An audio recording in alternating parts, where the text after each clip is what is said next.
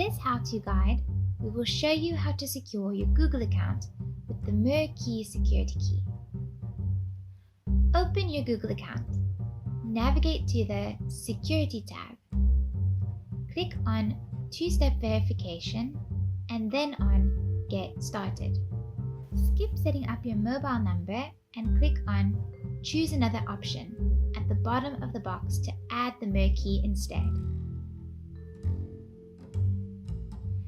Click on Security Key, whereafter you'll be prompted to connect your MIRkey to your device. Click Next and tap the button on your MIRkey. Now allow Google to see the model of your security key. Your key is now registered. Add a descriptive name and click Done. Remember to remove alternative second steps to make it impossible to override the MIRkey. If you choose to make the MIRkey your only login option, we do recommend ordering the dual product option so you have a backup key in case the primary key gets lost.